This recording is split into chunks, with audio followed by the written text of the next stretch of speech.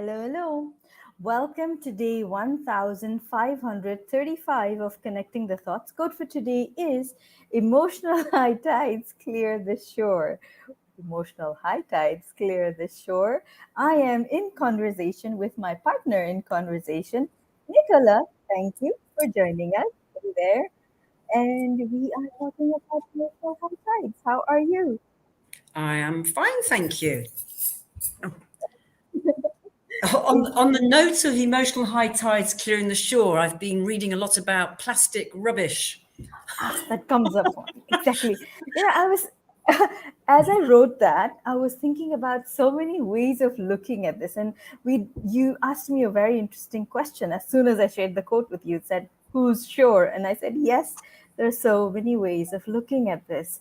And the analogy that was constantly coming in my mind was the ocean and all the debris that comes to the shore when there are low tides, when you're feeling low.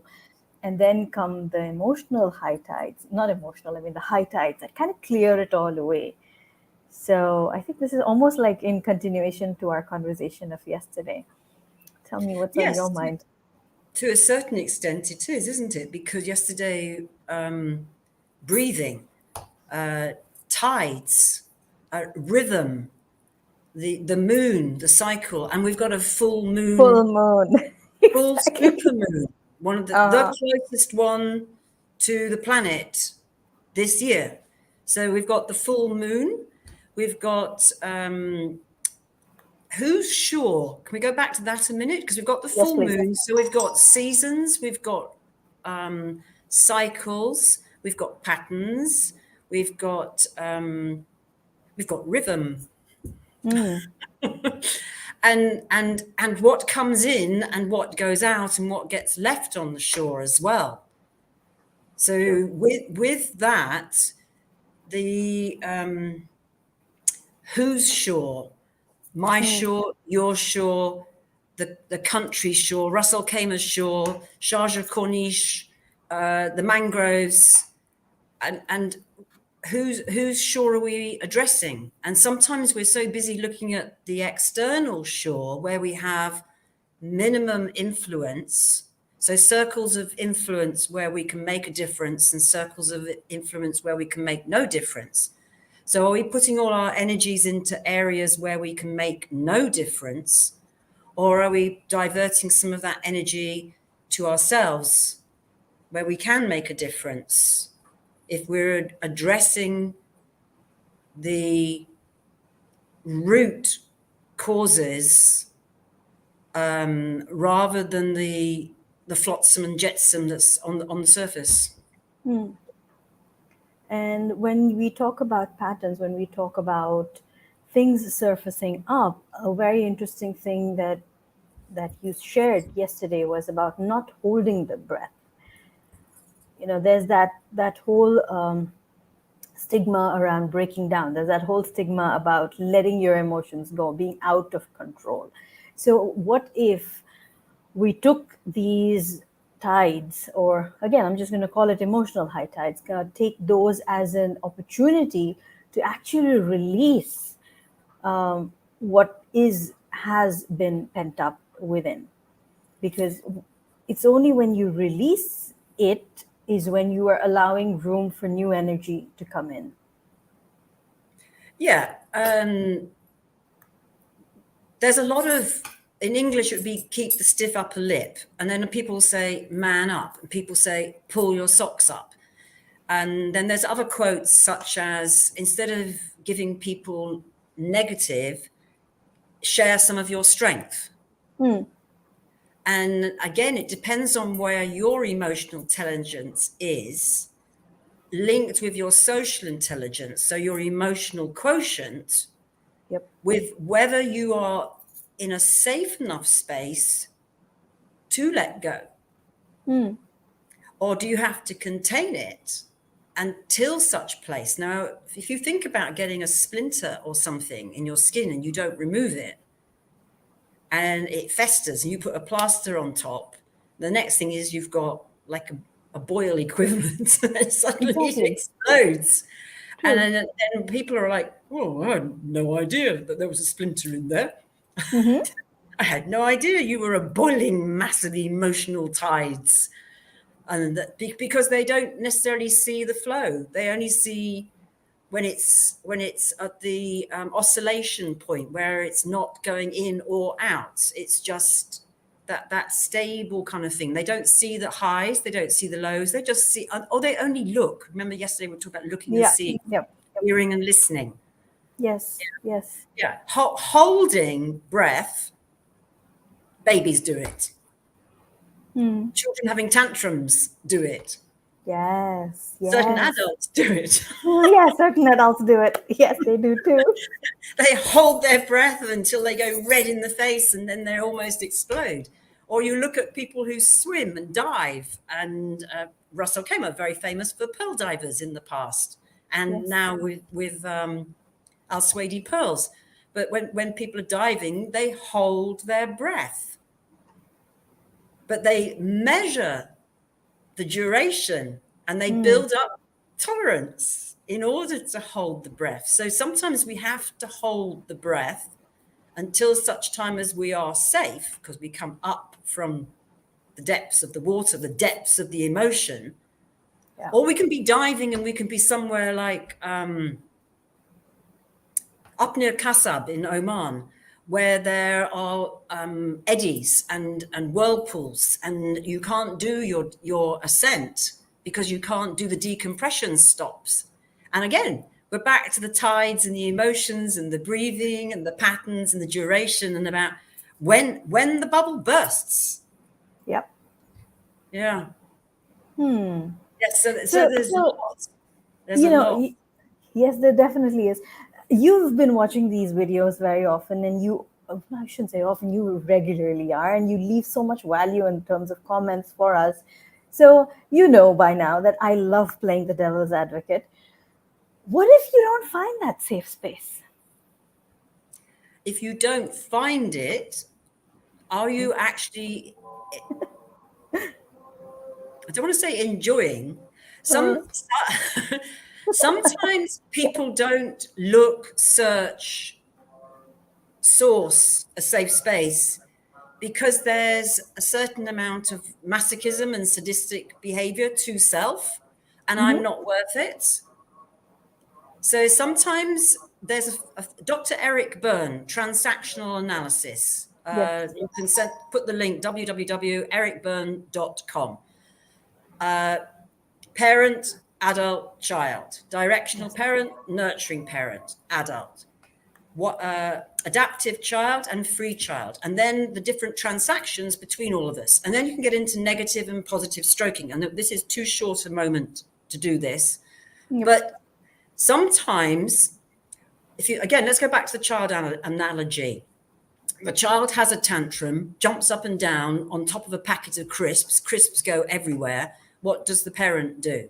Or what does the carer do? Who is around and is trying to contain this emotional torrent? Well, it really depends on the parent's mindset. The parent could either whack them, or they could clear the space, or they could get embarrassed. There's so many ways of looking at it. It Yeah. really depends on who the But parent or the caretaker is, depending on what's on going on in their culture, mindset, what's going culture, on, what kind of where the parental, person is. exactly, then sometimes what happens is the child gets rewarded for the bad behavior. Hmm. So you think about, again, jumping on the packet of crisps. Oh, come on, baby, don't do that, this and that. I got the hug I wanted. Yep. They take a packet of sweets at the cashiers in the supermarket, and then instead of having they have a tantrum. The parent doesn't want them to have a tantrum. So reinforcing the bad behavior. So they learn that if I do this, I will At get this attention, time. and then you have another pattern to break. So Exactly. sometimes you need to just take hold of somebody and hold them to keep them safe and contained. So restraint, but as in a hug. Held And I on. remember reading years ago about there's a lady who did a lot of research. This is 25, 30 years ago. Who did a lot of work with women who were in abusive relationships and went into refuges for protection. And she was talking about how when the child becomes out of control, and you as the mother, the carer, or whoever it is, becomes out of control as well, what's the child's response going to be? They're going to be like, whoa, I'm out of control. They're out of control. What can I do? So sometimes we set these patterns up right back at the beginning when we're nurturing or directing and controlling our relationships. And then when we get older, we reflect back, and other than like Freud and Jung and all those different people, like Freud talked about the 3 ego states. So what Eric Berne does is he actually takes it further and says you could be in an adult as we are, and those tuning in are in adult communication at the moment. So our emotional intelligence is tuned to the topic and the time and the social situation. But we may be running a memory in our heads whilst we're adult about a directional situation.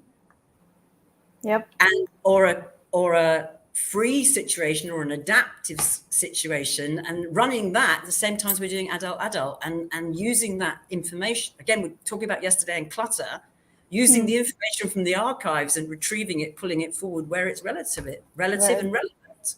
Exactly. So yeah. So what I'm hearing from you is sometimes it's okay to allow yourself to be that safe space for whatever release you might need. For instance, it's okay to not, like for example, a lot of times we crave to have that someone hold you for that safe space. However, if that's unavailable, knowing that you can also be your own safe space, and there is no guilt involved in having emotions, good or bad, is a great way to go. About your safety and those around you. One of my sisters had a very difficult phase in her life a few years ago, and she ended up using some of her experience in mental health care in UK, and she would do training with professional carers, mental health workers, and opened their eyes to the experience of the person being on the receiving end of the care, which I use carefully. And she would often find that she didn't have human hugs. So she used to use a towel, a big bath sheet, wrap it around herself to give herself a towel hug. And she used to use that in workshops with mental health care workers. Because if we keep on and on and on, then our body will at a certain point explode. And then picking up the pieces at that point is very difficult. I think I recommended to you a couple of months ago, Dr. Russell Razak, Breaking Down is Waking Up, and his work and experience working as a mental health GP. And again, language, culture, environment, social, emotional, situational, and that the different patterns, often when you go to a retreat or you do meditation, there's some of the patterns that you actually see mimicked in people who have psychotic episodes or diagnosis labels of schizophrenia or whatever, where you see them pacing up and down, or sitting and rocking. So there's masses of information in front of us, but a lot of us are not looking or listening. Yes. We don't see. We don't see what's in front of our eyes. What's it? The writing on the wall. Nobody reads it. Nobody reads it. Or they don't want to read it because then they have to challenge comfortable. themselves. It's Then they have to comfortable look to not read it, right? Because then you have to take accountability for it. Sorry, yes. Yes, exactly. But also you have to look at yourself and what your behavior is doing to trigger that response.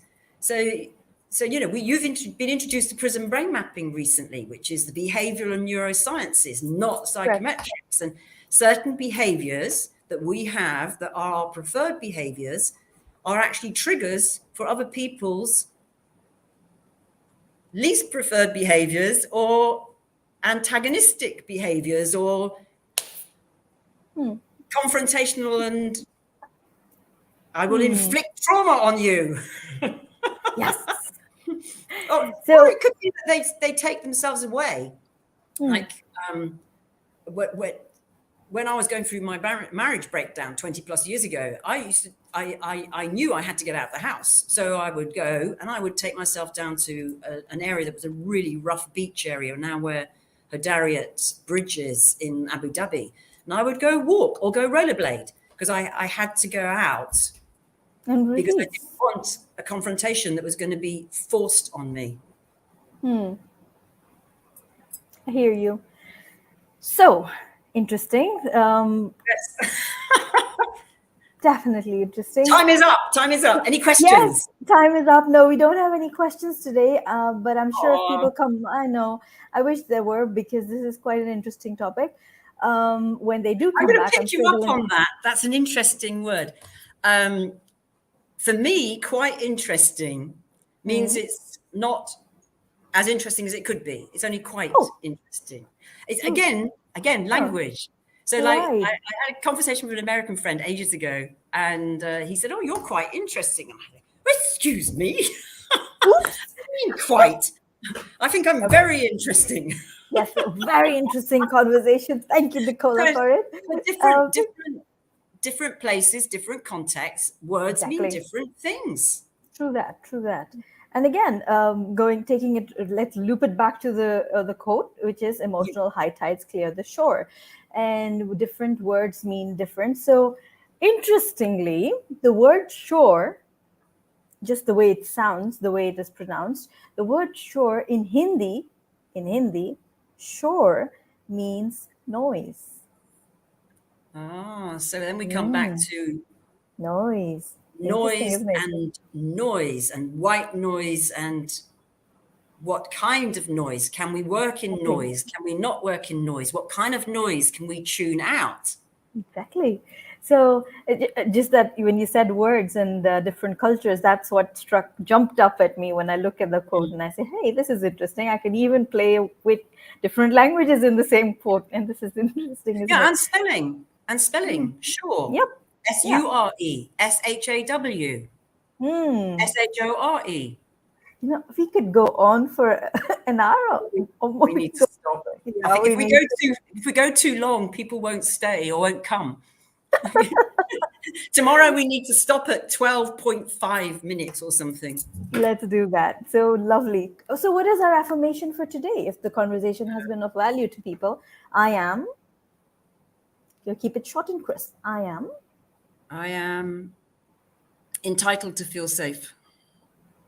Should I just put it as I am safe to make it easier? Because, well, you can, because it's your show. But it's about feeling entitled to take care of yourself. Yes. And so if I don't take care of myself, I'm not going to be safe. Great. So I am entitled to feel safe is our affirmation for today. If this conversation has been of value to you, thank you, folks, for joining us. Thank you for listening in. This was really, really interesting. Promise you more amazing, very interesting conversations tomorrow. See, my emotional tide rose. Yes, it did. And so until tomorrow, keep smiling, keep shining, stay safe, and thank you for connecting the thoughts with us. Jazilan. Thank you. Blessings. So much blessings to you too. Masalama. Okay. All right. Bye-bye.